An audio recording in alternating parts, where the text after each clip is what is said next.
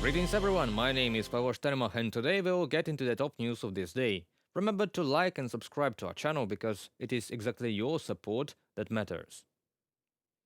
The armed forces of Ukraine struck Russian territory with Storm Shadow missiles for the first time since the beginning of the war, according to Bloomberg, which cited an anonymous Western official.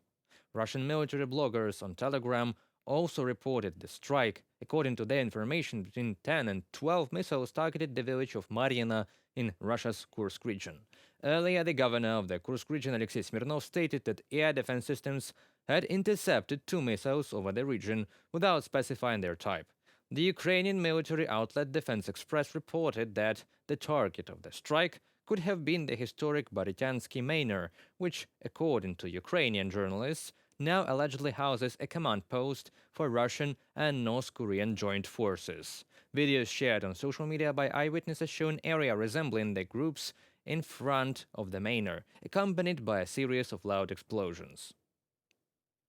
And shortly after the official green light from the US and UK to use their missiles against Russia, an unknown missile, probably intercontinental or medium-range ballistic, hit the Ukrainian industrial heart, city of Dnipro.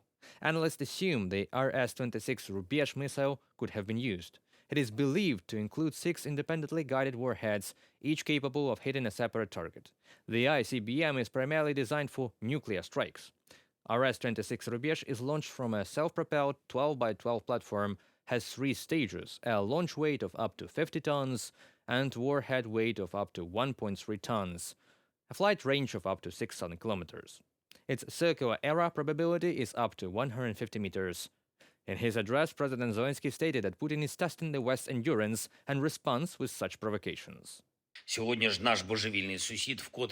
Our insane neighbor has once again shown what they truly are, and how they despise dignity, freedom, and human life itself, and how terrified they are. So terrified that they are already using new missiles, and they are searching the world for more weapons, first in Iran, then in North Korea. Today, it was a new Russian missile. All the parameters, speed, altitude, match those of an intercontinental ballistic missile. All expert evaluations are underway. Obviously, Putin is using Ukraine as a testing ground. Obviously, Putin is terrified when normal life simply exists next to him, when people simply have dignity, when a country simply wants to be, and has the right to be, independent. According to one US official and 2 anonymous sources, Washington viewed the sending of DPRK soldiers to Russia as a serious escalation that needs to be responded to.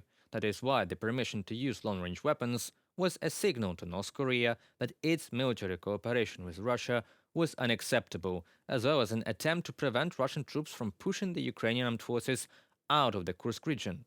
Ukraine's intelligence directorate, or GUR, provided details on Friday, 22nd November, about the new ballistic missile that Russia fired at Dnipro the day before. According to them, the Russian army used a ballistic missile probably from the Kedr mobile missile system. The Reuters source also suggested that this decision by the Biden administration to provide long-range weapons and let them strike could lead to further escalation of the conflict, and the demonstration of power by the Russia was to strike against Dnipro with the ICBM on November 21st at night. From 1915 to 1934, the Austrian chemical engineer Alexander Vinberg lived and worked first in the Russian Empire and later in the USSR. In 1932 and 33 in Kharkiv, he witnessed the consequences of the Holodomor with his own eyes. Alexander photographed the streets of the city where dead people laid and hungry orphans cried. Realizing the danger of what he was doing, he sent the photos by diplomatic post to Vienna in Austria and left the Soviet Union with his family.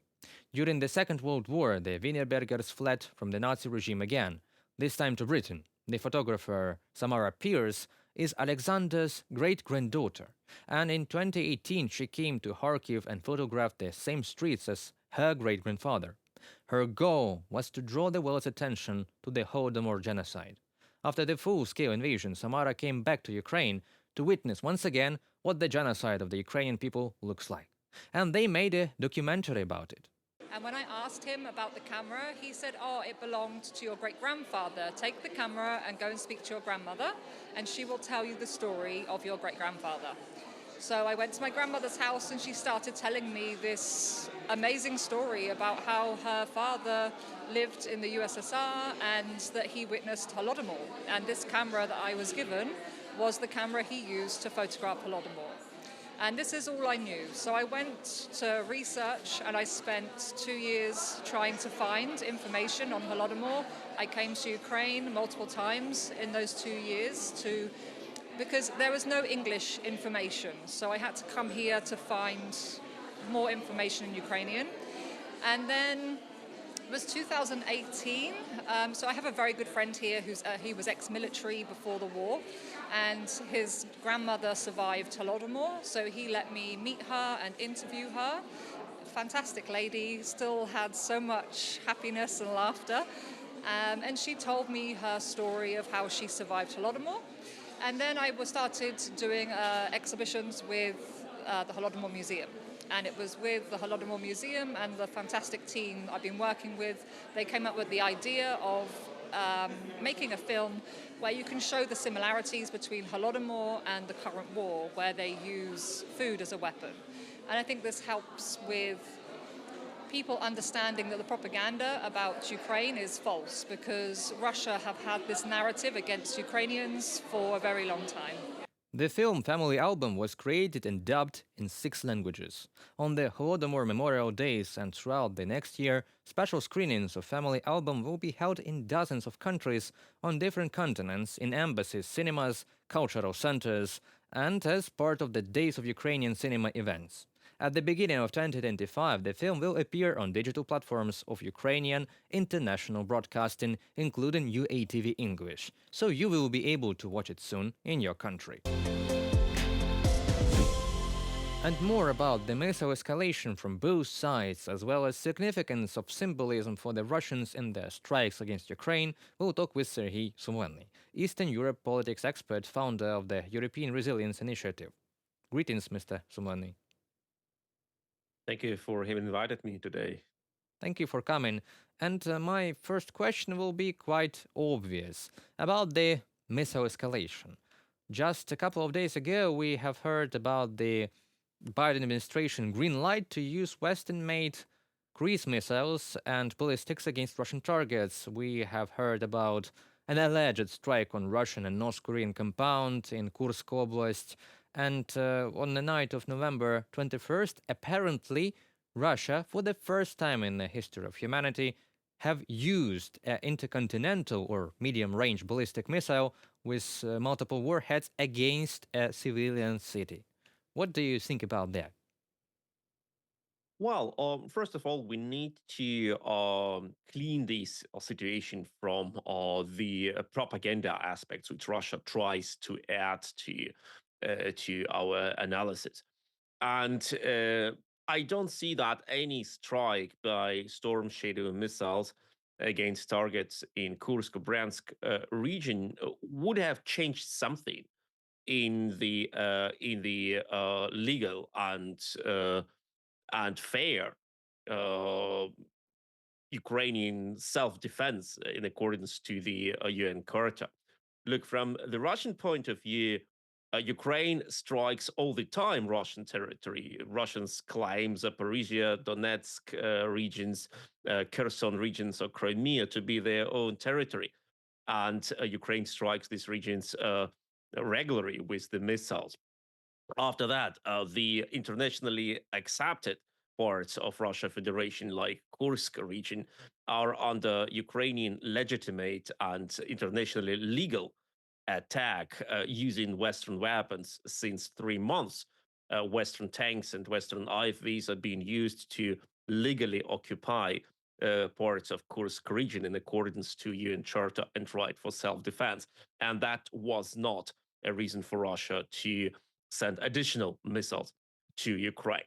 So why did Russia use this terrible weapon, this weapon designed for bringing nuclear warheads to enemy territory?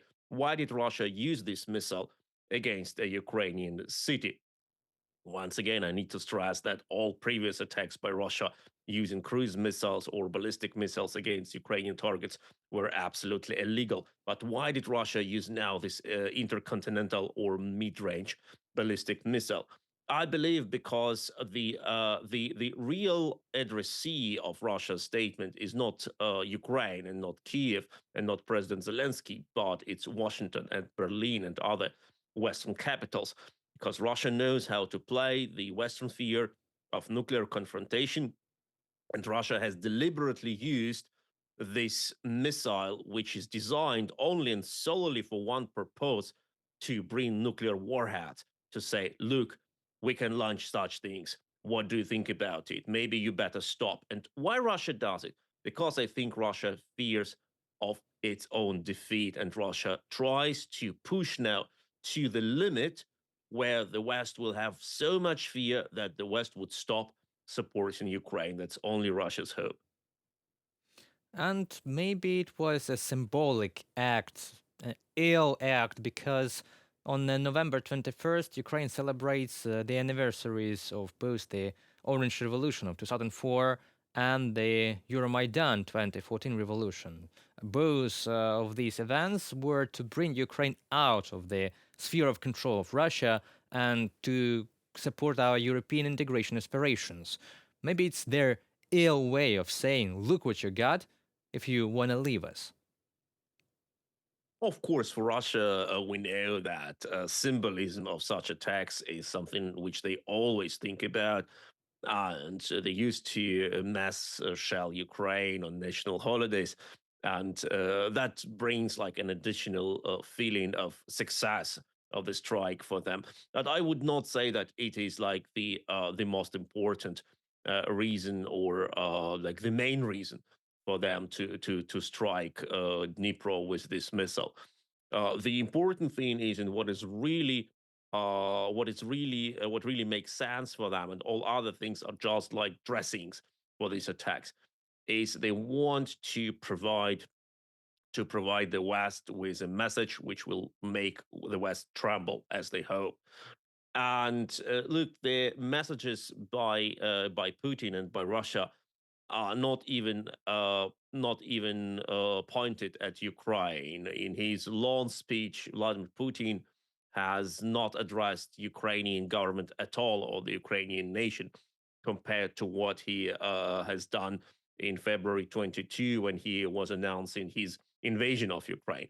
No, his addressee were the Western governments, and I don't think that for Putin or for Russia that they believe that the West knows these dates. Of course, there is this motive to demotivate Ukrainian nation, but the Russians know it's now that absolute majority of the Ukrainians are not afraid of Russian strikes. They don't like them. They suffer from them, and they would gladly live without them. But Russian strikes are not something what will make Ukraine surrender. And maybe this strike will move the escalation ladder up, and we will have talks about Tomahawk missiles from the United States and some anti missile defense complexes, maybe more Patriot air defense complexes, because this is crossing all the barriers, all red lines possible. It's the first ever strike on a city, yes, with an empty warhead, but of such kind of a missile on a civilian object. Well, the Western leaders must finally recognize, not understand, but really truly recognize that the only way of provide Ukraine with stable and efficient air defense and missile defense is to strike Russian launching platforms.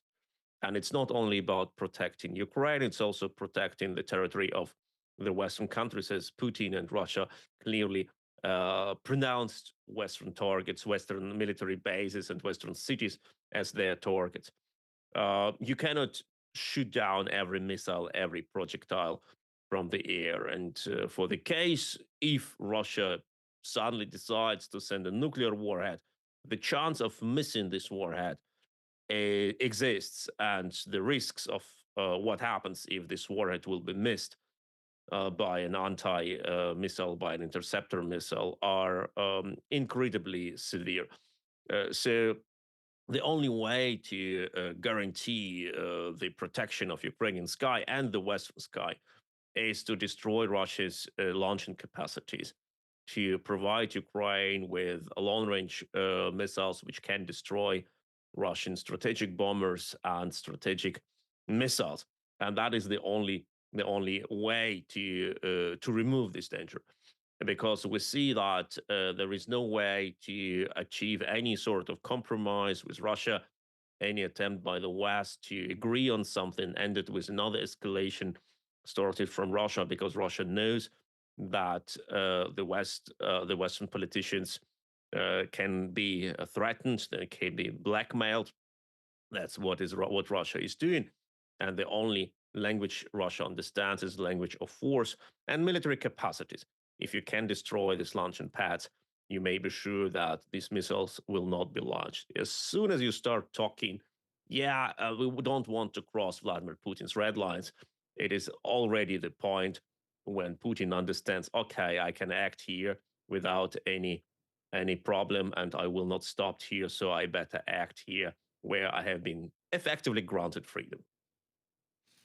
And one more striking resemblance is of the Stalinist regime and the current Kremlin leader about the genocidal policy considering Ukraine. And we will have on November 23rd the Remembrance Day of the Holodomor genocide, the artificial hunger that the Soviet authorities under Stalin created in Ukraine and several other regions of the Soviet Union to starve out all the population who could be protesting against their policies and who can be independent seeking. And right now we have a similar genocide and ecocide in Ukraine, and even crimes against children with their mass kidnapping and trying to impose different identity on them, which falls under the Genocide Convention.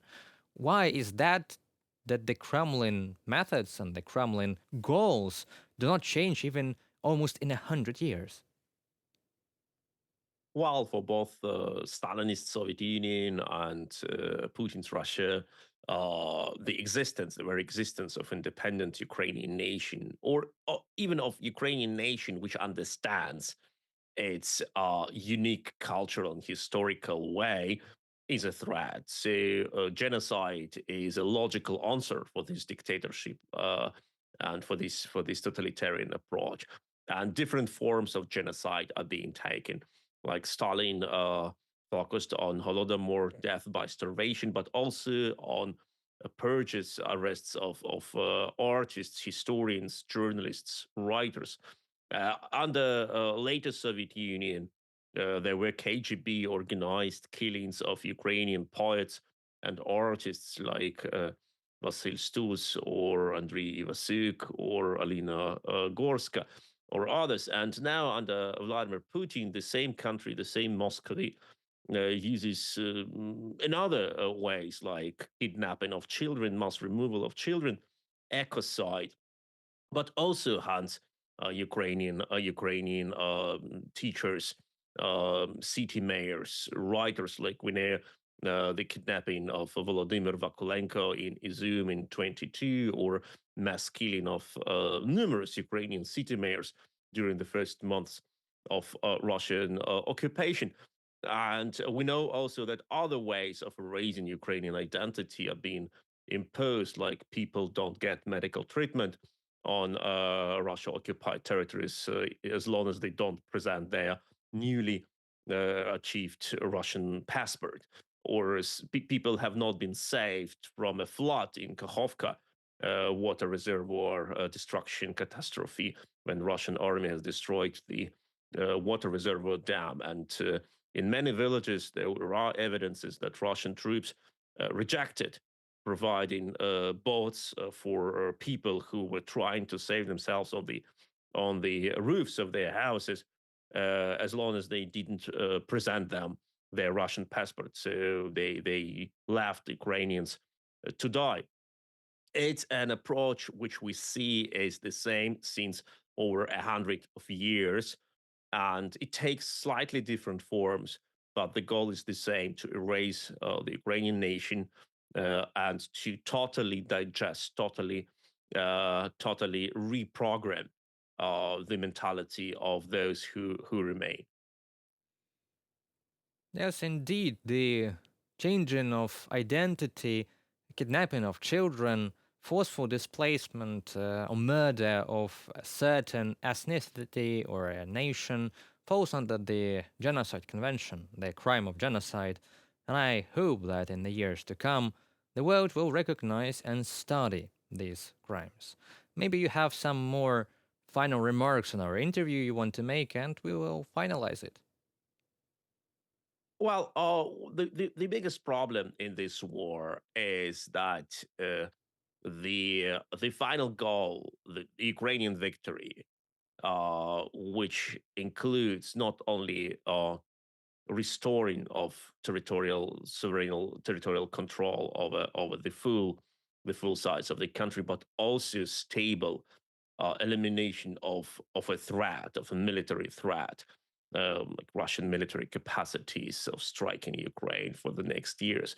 That it is not completely accepted by many in the West. People believe, many in Washington or in Berlin, that it's just enough, like, to freeze the conflict, or to even to let Russian troops get out of Ukraine, but please don't talk about sort of democratization of Russia or demilitarization or denuclearization of Russia. And I think that is the biggest mistake, as we see that Russia's strategies remain unchanged since decades and even longer. And if we just achieve the first step of the goal, raising of this war, or even restoring Ukrainian sovereignty over the full territory, it doesn't mean that Russia will not attack Ukraine and the West in a couple of years after it regroups and sets new allies. New architecture of security in Europe should be built, and new guarantees for Ukraine in form of troops on the ground, in form of increasing of Ukrainian strike capacities, etc., should be achieved. Otherwise, we will be in this war with different intensity for the next decade or longer. That is quite not a very optimistic prognosis, but we will hope for the better. Thank you very much, Mr. Sumlenny, for this interview of yours in our studio today. Have a nice evening. And that was it for today. The war continues. Like, subscribe, and share this content because your support matters now as never before. Stay safe and support the truth. Goodbye.